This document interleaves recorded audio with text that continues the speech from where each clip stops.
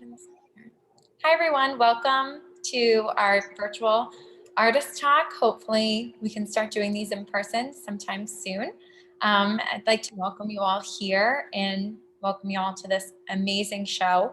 The Independent newspaper will also be doing an article on the show that will be in the paper tomorrow, and it will be online by Friday, the latest, they said. So make sure to check that out as well.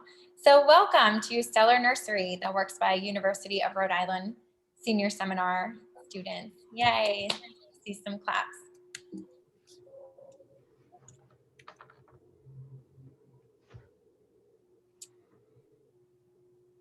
Michelle Henning, our intern, would you like to give a few words to open the show?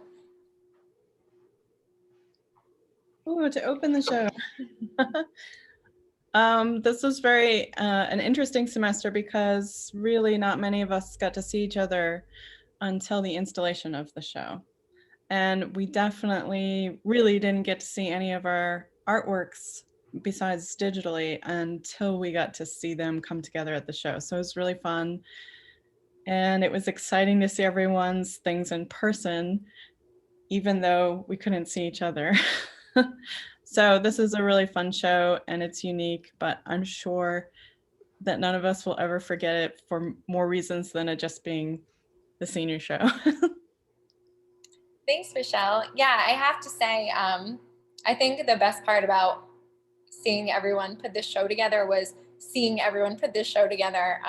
Like all of your first interactions with each other, it's like each other so well from being online for so many hours a week, and then to see everyone's work in person. And I do have to say too, it's amazing to me how these works are all made independently, not only because you're making your independent senior thesis work, but you just are making them independently at home without each other's influences really at all.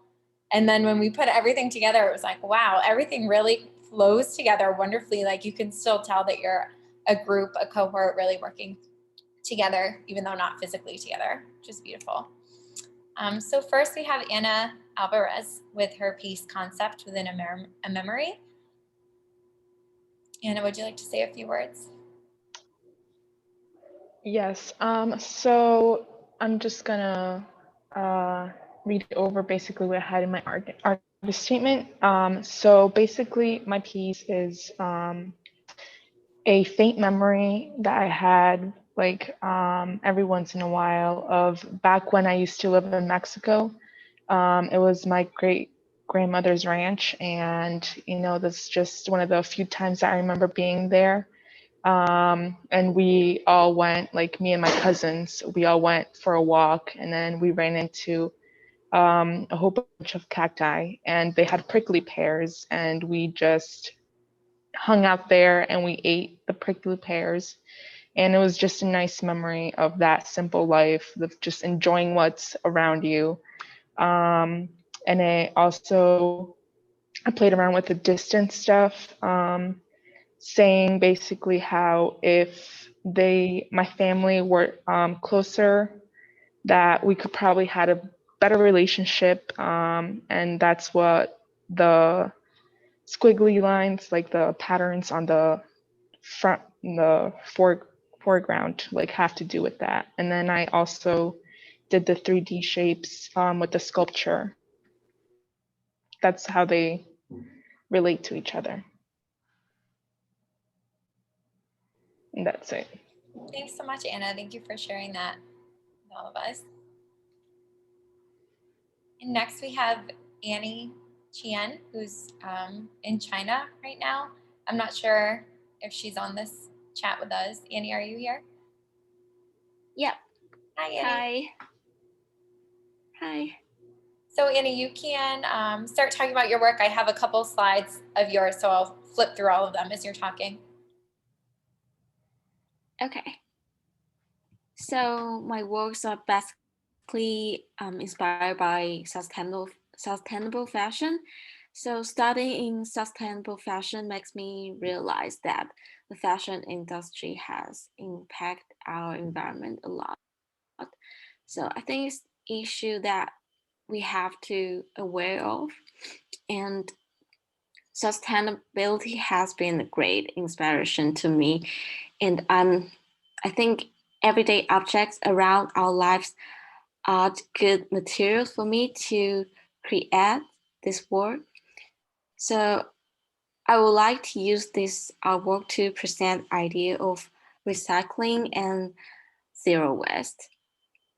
And I'm interested in collage style, so I think it's the technique and the work of art in different media.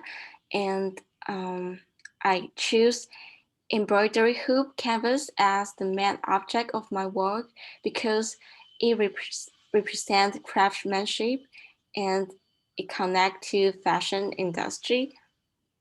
Yeah.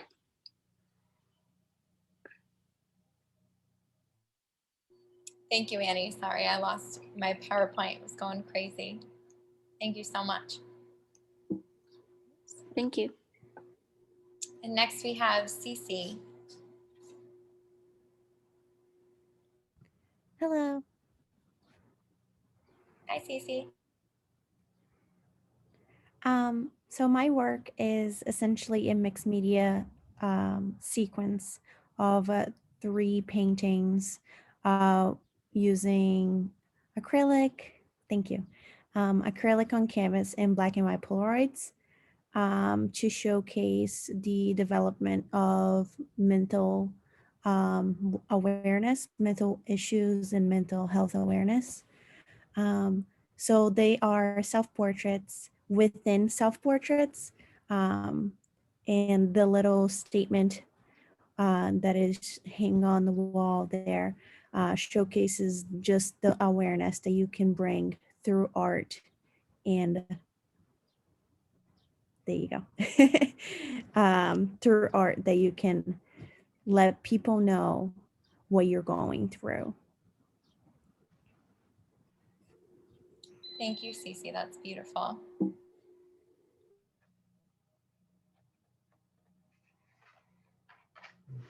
Next, we have China. Hi. These are just a collection of tiny vessels that I turned on the lathe.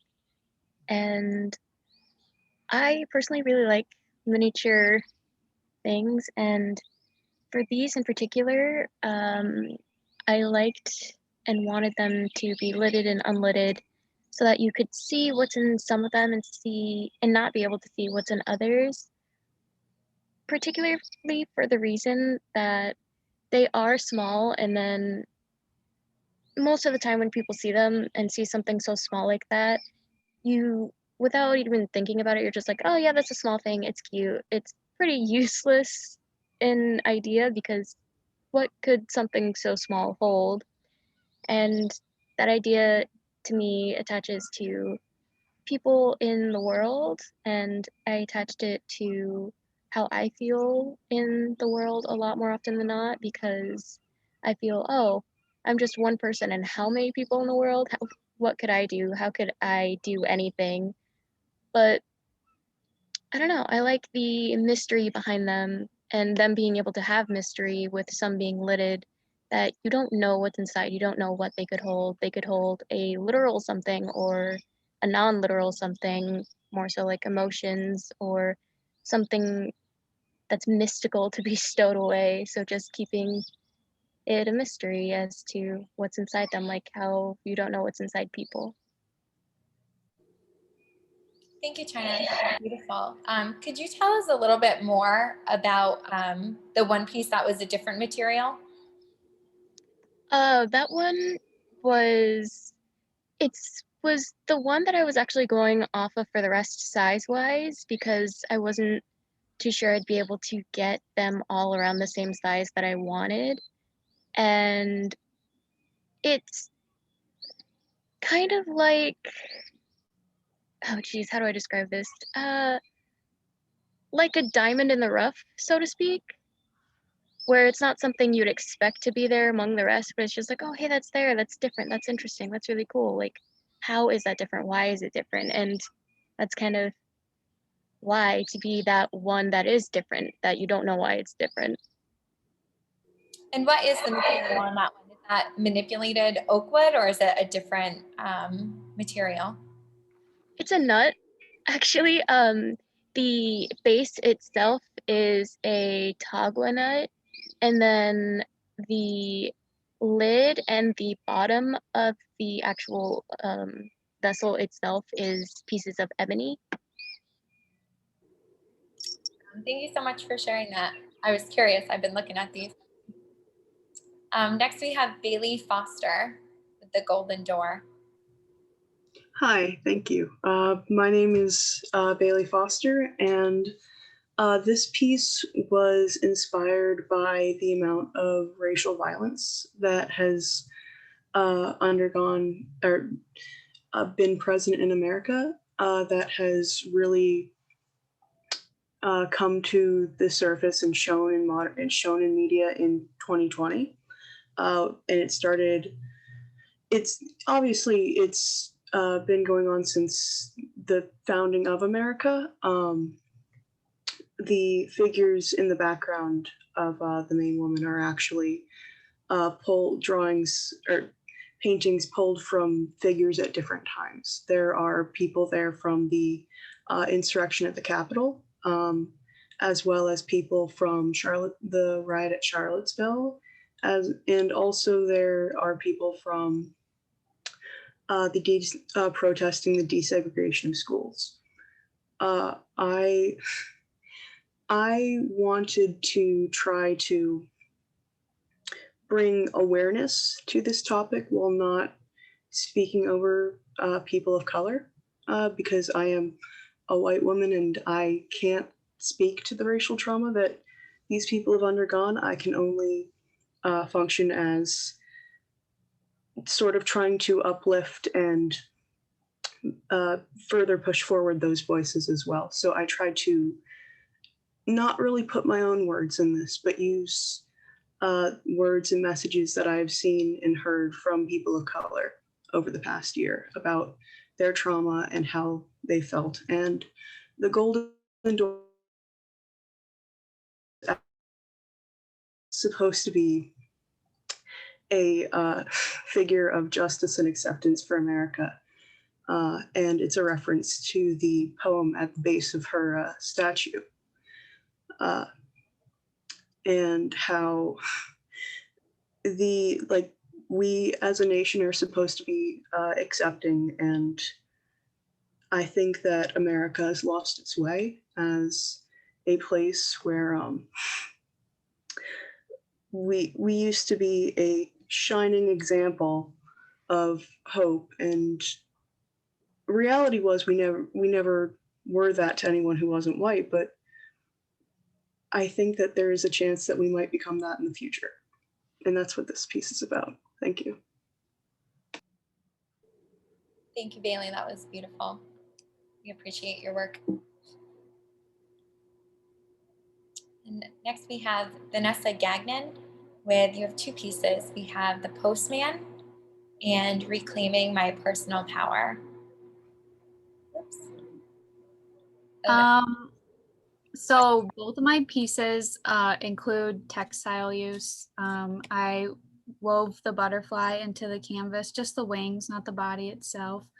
And then the wings on the swan are macrame feathers that are hot glued to the canvas and then gessoed over and then painted over.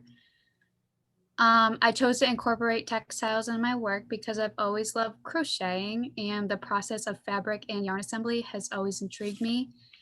This winter I started crocheting again, like the first time since I was 14, and I would spend hours a day on a blanket or gloves or hats. So I wanted to take the enthusiasm I had for crocheting and transfer it into my paintings. I wanted to take a similar humble and simple processes and push the boundaries of them. And the reason for settling on the swan and butterfly as the subjects is actually derived from my name. Not only are they both symbols of change and growth, but growing up, I always heard that Vanessa is a Greek word meaning butterfly. And because of this, butterflies have always been important to me and in a way, a source of inspiration. There is also a genus of bush-footed butterflies called Vanessa, named by the entomologist Johann Fabricius. And the swan is also a source of inspiration coming from my great-grandmother's maiden name, which is also my middle name. By using two parts of my name as inspiration, I am putting myself into the work, not only physically through the labor of creating it, but also symbolically. And that's all I have to say.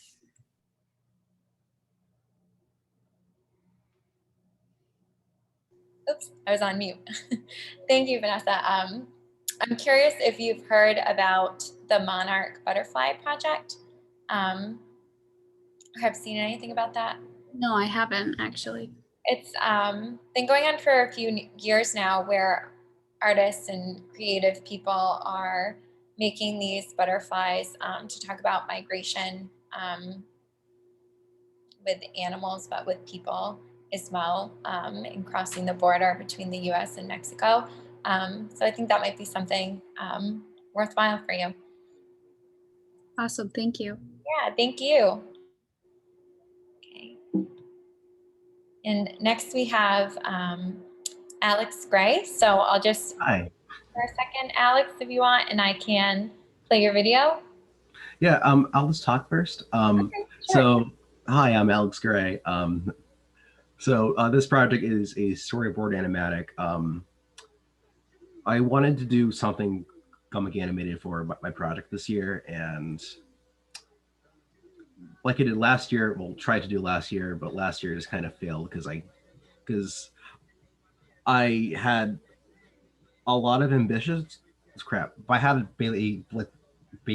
lot of like ambition, and I couldn't get it done in the time constraints. So it kind of turned into an entire comic last year. But this year, I decided to lower the scope and focus on the drawings themselves. So I have this short comic animatic, and it's about a dude trying to make breakfast and he just fails completely. Yeah. Okay, are we ready to play? Go ahead. Okay, great.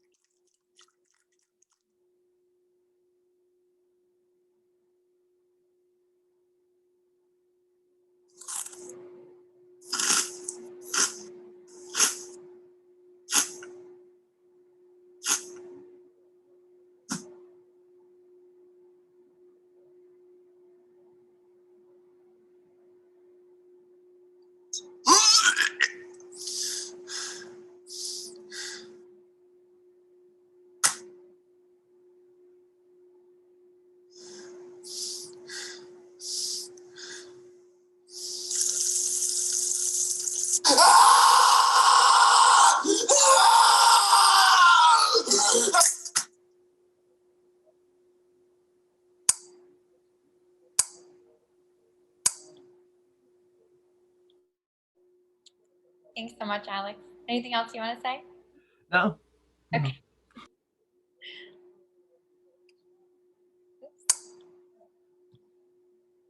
Next, we have Brandon Hebert with two pieces. We have Couldn't Find a Heartbeat and Letters to My Daughter. Hi, Sonia. How you doing today? Great, Brandon. Nice to see you. So for the past 13 years, I've actually been away from campus. I stopped taking classes in 2008 because of different life circumstances, trying to support my family and just make a living. This past semester, I was able to financially get back into class, and on top of the 50-hour work week I do and having twins on the way, I want to add some more, so I wanted to finish my degree. But a lot of the works, these two works are part of a larger series called Perseverance, and in that, it's going to show a lot of the different events of the past 14 years. There's multiple different chapters on different subjects, and the one of Couldn't Find a Heartbeat was about an event that happened in 2015 when my wife and I, who was just my girlfriend at the time, found out that she was pregnant. We went to an ultrasound appointment. Everything was doing good week 8. And then a few weeks later started to bleed. We went there and then we heard the words that they could not find a heartbeat. And we lost our first child to a miscarriage. Miscarriage is something that's not spoken about enough in the world. And from, female point of view, I can't even imagine, but from male point of view, you are left wondering how to handle it. The baby was not old enough to know the sex. So you question yourself, is it okay to mourn? Is it, you just don't know what to feel, what to think. So from a female point of view, what my wife went through, I can only imagine how tough it would be. And 1 in 4 people go through a miscarriage in their life. And for the fact that society doesn't talk about it, it shows that it's not acceptable to people to discuss it when it really should be. The second photo is actually more on a current situation. So my wife and I have gone through IVF now, and on a second treatment, we have twins on the way due in about 2 months. So in this work, it is a letter that I will show to them throughout life that kind of dictates different life lessons that I want them to learn. About my wife and I being equals. I use the exact same words in the exact same order to describe both her and I, because I think it's going to be important for them to know that, they are equal to anybody else that they can ever meet in the world. I want to make sure that they understand that they will meet all different types of people in this life and that they should be accepting of them. And I use an analogy talking about telling them to imagine a life with only one color crayon and how boring a world that would be, to try to teach them some lessons on that. All the images in the series that is going to be going on for quite some time to go through all the different events. It's based off the concept of strength through vulnerability. Society tells us that anybody that does not follow through with what is expected of them based on social norms is not adequate enough. It almost gives us permission to attack them based on the fact that they're being different. And I disagree with that. I think we should embrace our individualism in everybody. And then we'd be much more accepting of society. Thank you so much, Brandon. That was wonderful. And next we have our intern, Michelle Henning, with her series of wildfire landscapes. Hello. I called The Threat of Wildfire. The idea was to capture something beautiful that maybe you're not really sure what it is at first, and then as you're looking at it, you realize it's not exactly what you thought at first. But these are based on wildfires that have happened around the world. Just there's only 5, but the reason was I was hoping that when people look at them, they start to wonder about them, and maybe that they will start to think about why they're so huge and destructive and why that's happening what seems to be more than usual, which is true. And it's to put a point on the importance of climate change and all of the things that are happening from climate change, not just the things you think, basic things, but wildfire actually is a result of climate change. And I don't think it's really known that much.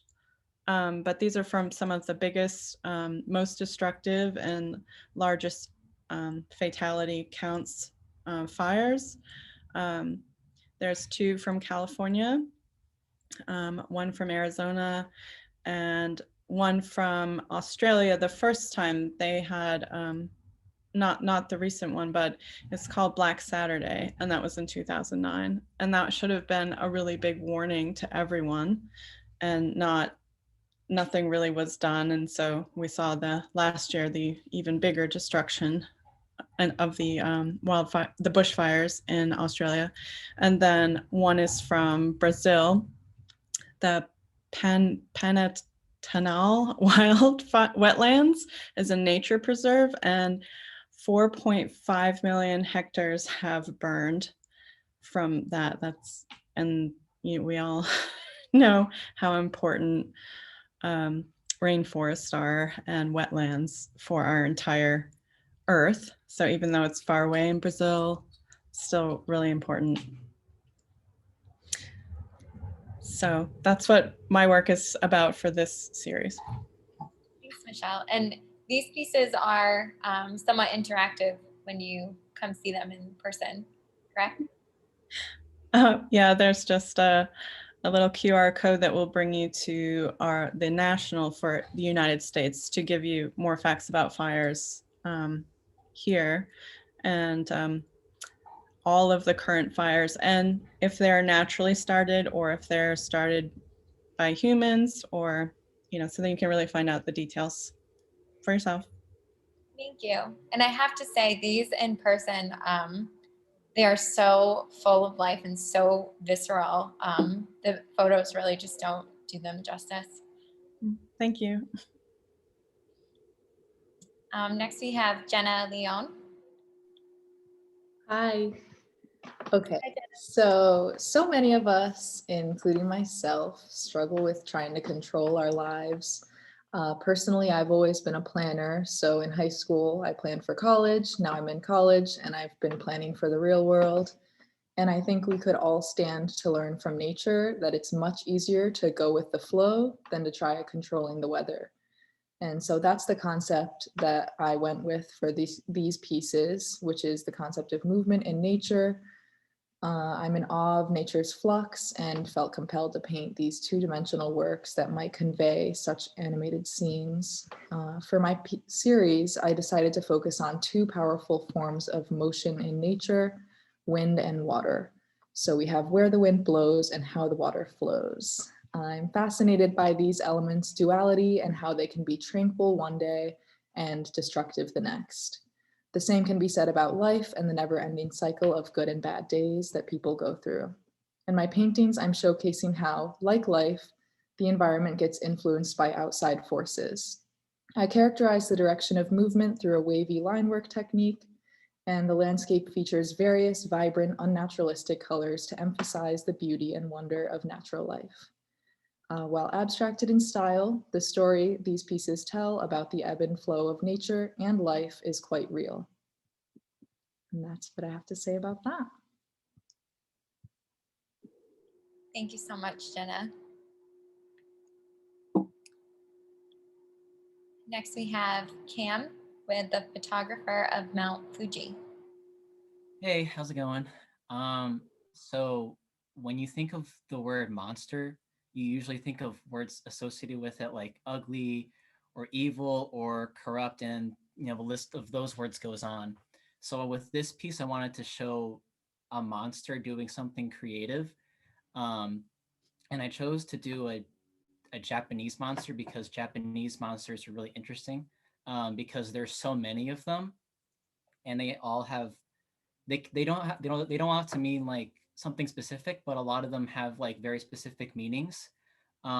With Japanese dragons specifically, you think of a dragon, you usually think of like some giant winged lizard, like hoarding like some treasure in a cave or something. Japanese dragons, while they are like intimidating and very powerful beings, they're ancient and wise, and they represent balance. So with this, I wanted to draw a giant dragon taking a picture of a cherry blossom by using a tiny camera. And I wanted to put Mount Fuji in the back. So you have this destructive volcano in the back and in the middle of the dragon. And then in the front, you have a cherry blossom tree. So there's kind of like that balance of like destruction and then of life in front of it. So yeah, and it was really interesting to look up and fun to draw. So thank you so much. I didn't realize that symbolism between that balance and what's in between until you explained it. Thank you. I really look at this differently now. And next we have Julia Nelson with her 3 pieces: Morbidity, Spite, and Insomnia.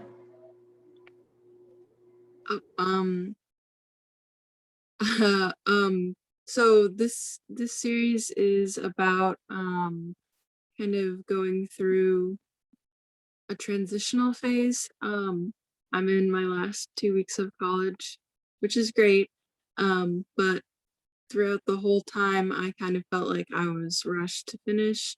And so these are really just about kind of sacrificing a bit of oneself in order to kind of for like the greater good of things in the long run. And I really draw inspiration from a bunch of different aesthetics that I've kind of drawn inspiration from in my past. I really wanted to focus on doing stuff that I was interested in. So, because like when you're learning, you can't really, well, you can do what you like, but usually there are assignments. So for this one, I really just wanted to kind of do things that I liked. So the 3D one is kind of setting the scene here, and then the other two are kind of bits of humanity that has been a bit like sacrificed to show how you can lose a bit of yourself to gain something in return. Yeah. Thank you so much, Julia. And next we have Ekko with your video synthesis, which is in our new video installation space. So I'm excited to hear you tell us more about this. Hi, can everyone hear me okay? Okay, first and foremost, I'd like to congratulate everyone involved in the show and everyone's efforts into maneuvering this unconventional class structure.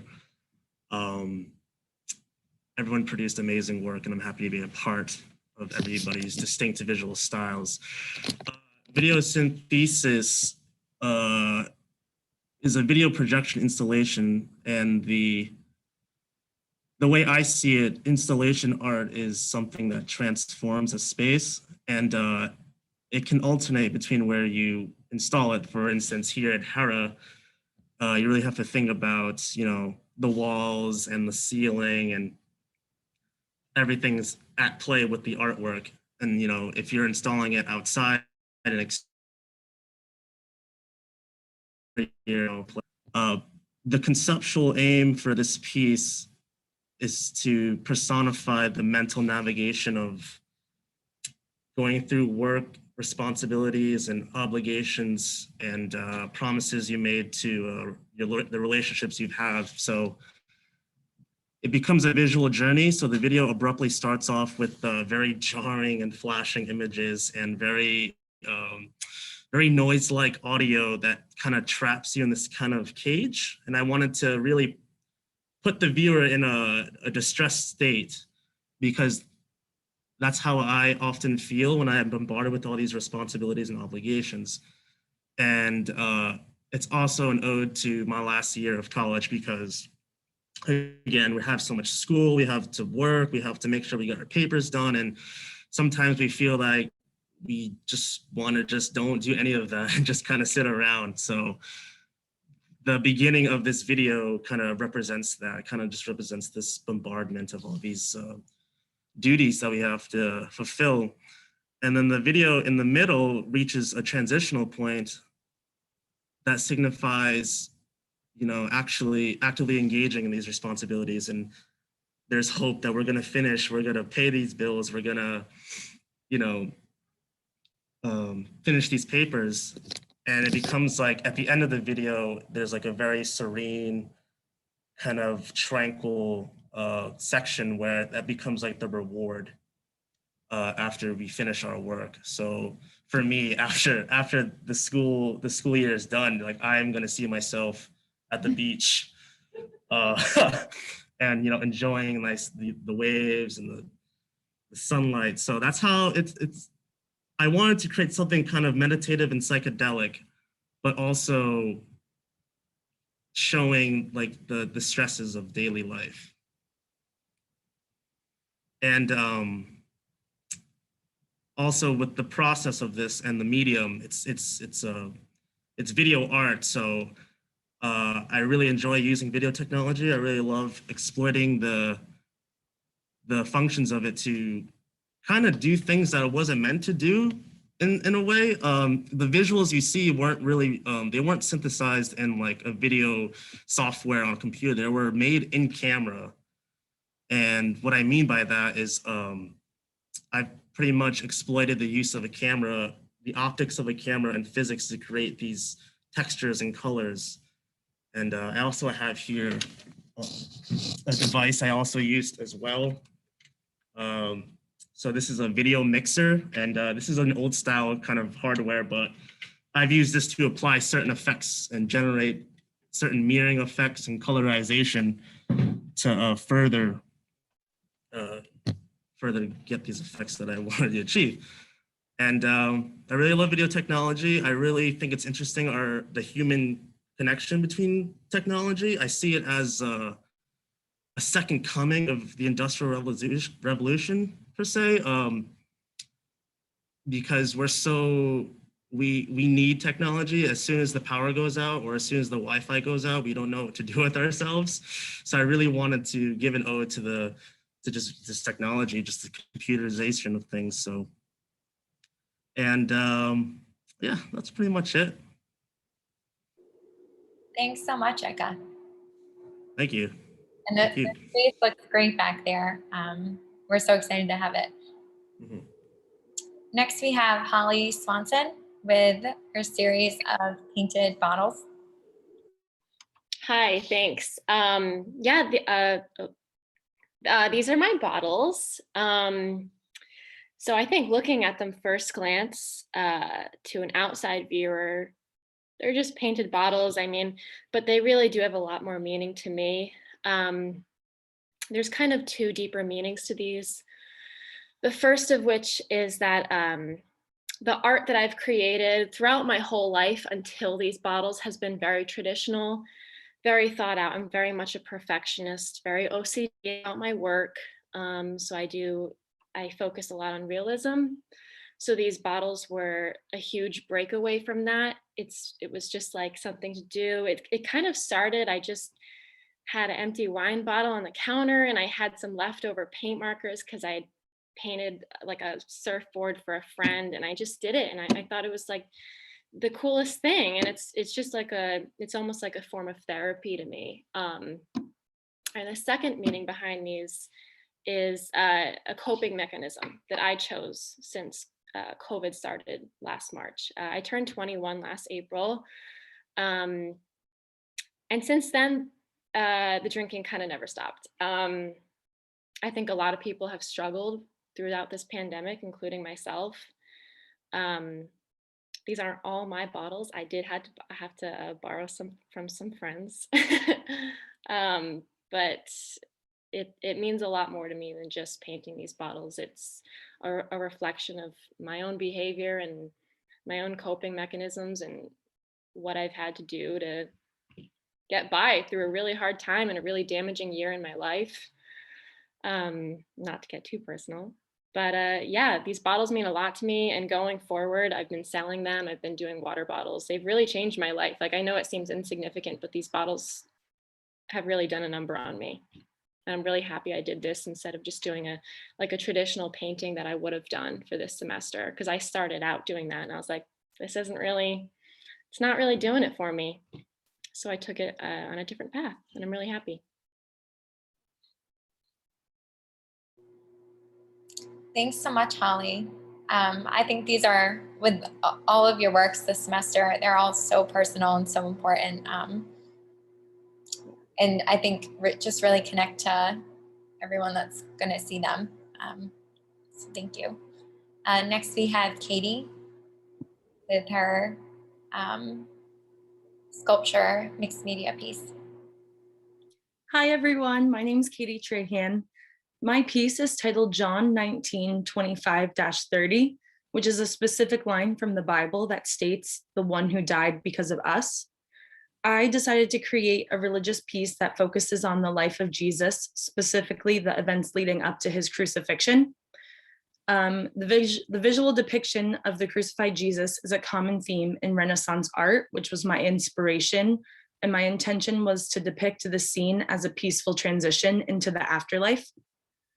The two-dimensional stained glass aspect of my painting allowed me to contrast a non-realistic imaginary view of specific biblical stories about Jesus's life on earth.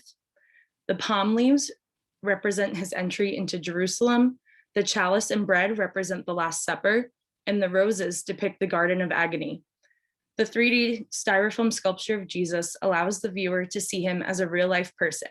It gives him life even when viewing him as lifeless. He appears to be rising out of the stained glass window in order to be here with us.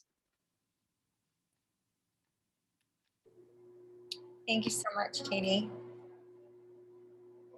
And this piece, I mean, it's huge and it's right in the center of the gallery. So thank you for sharing this with us. Next we have Sarah Tyson. Hi.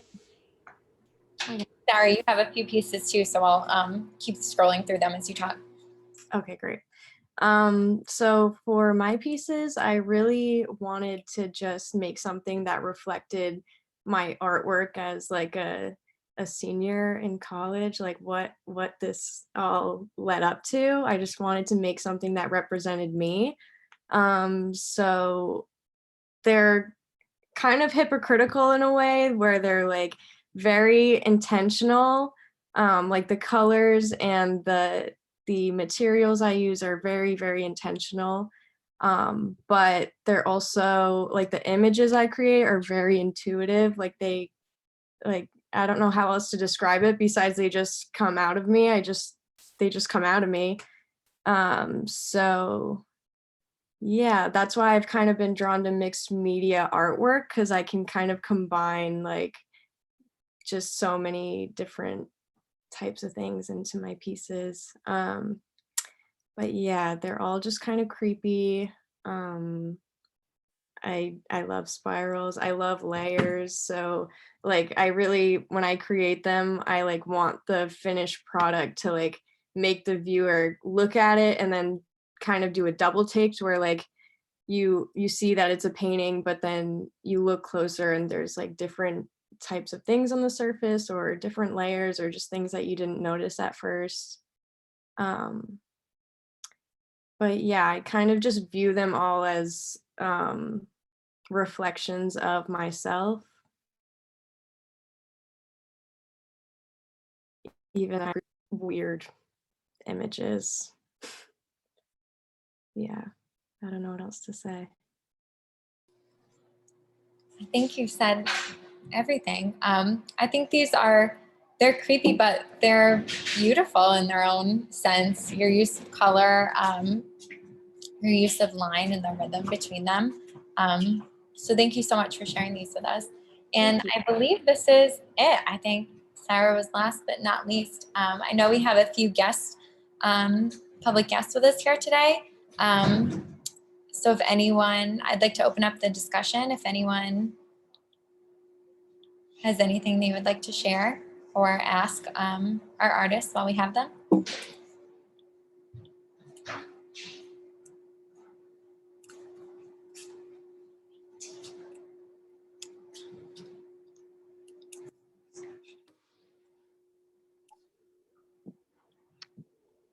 So for the water book, oh, sorry. Go ahead. No, you can go first. I was just going to ask about the bottles and the painting. What did you use to paint it? Like, what was the material?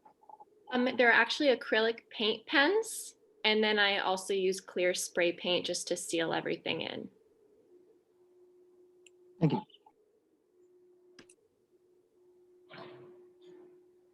I was going to ask Holly, which one is your favorite bottle? My favorite is the little red one. You can't see it in this picture, but I think it might be in a different picture. Hold on, go back. Right there, the one on the left side of the screen, the little one, not the one with the cap, but yeah, that one. That one's my favorite. That's my Providence bottle. And I named it that just because I think the colors remind me of like a scary, intense like pit, which is how I view cities. I don't like cities, so that one's my favorite.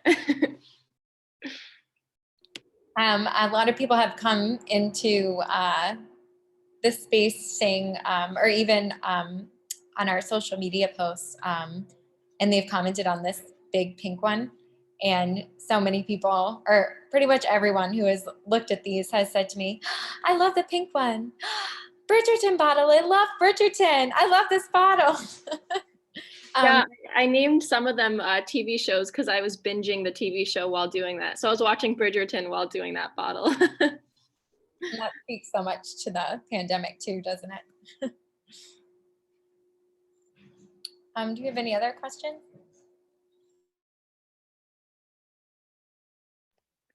So I had a question on the synthesis piece. So you said you manipulated the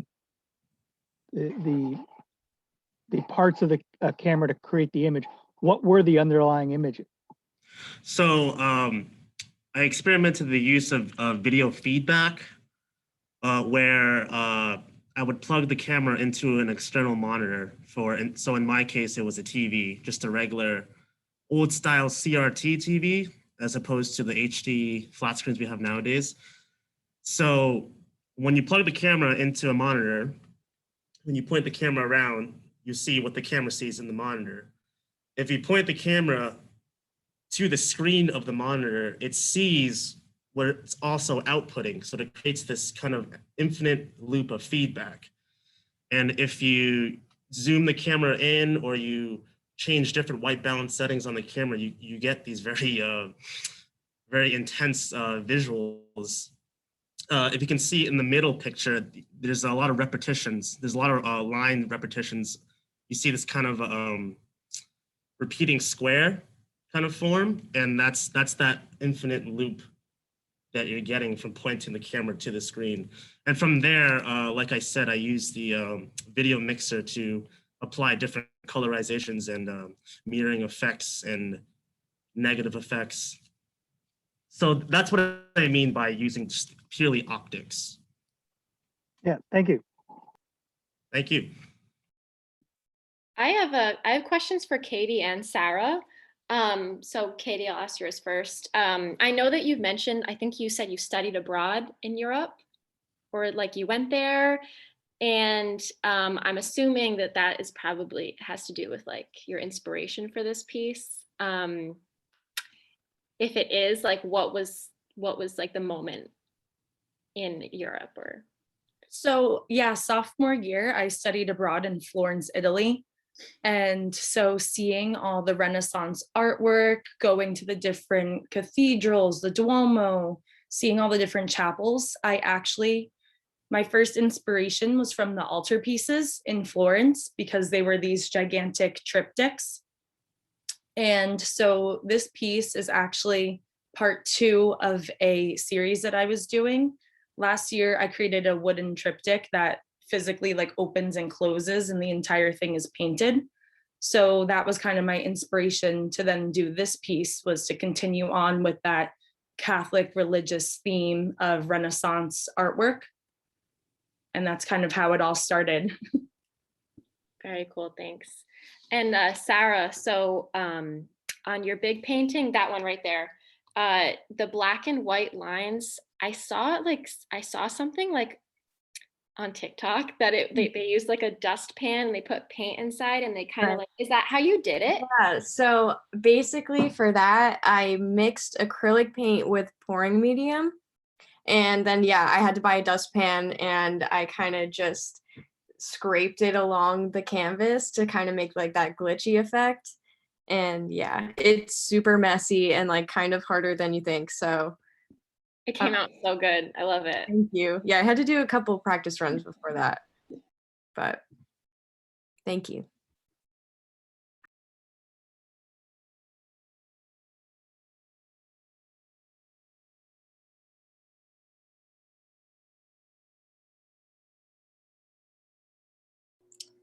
Do we have any last words? Can I just say something? Yeah, thanks, Barbara. Hi, I'm Barbara Page, and I know I've had a few of you as students. It was great Saturday I came in to see the show, and it was really exciting to walk into the gallery and see all the work. And I was really impressed. I think that it's a really strong show, and I was impressed with a lot of the themes, you know, big themes, and a lot of different media, you know, so I really enjoyed it. And congratulations to all of you. Thank you so much. Thank you all. Thank you. It is amazing to have this all in such, to see all the work in person together, I'm sure is so moving for all of you. And I think the biggest thing for me out of this too is when you come into this space, it's so full of life and color and mark making, and there's so much energy. And then it seems so alive all together. And then to be able to look at each piece individually and really connect with these personal, intimate experiences, I think just makes a really beautiful flow in the gallery. So thank you all for expressing yourselves in this way and sharing it all with us. And congratulations, you're almost done. All right, thank you so much, everyone. This will be online by the end of the day today. So you can send that out and share. Thank you for everyone for coming. Thank you. Thank you, and congratulations, everyone. Thank you. Thank you. Thank you so much.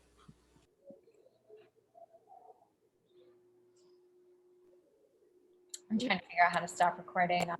Thank you, Sonia. Okay, let's see.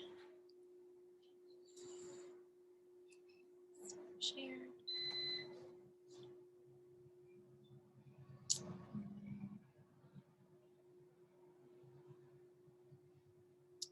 How do I stop recording? If you bring down the tab at the top, there should be a spot that says like stop recording. Okay, here it is. This is my first time hosting Zoom on a Mac.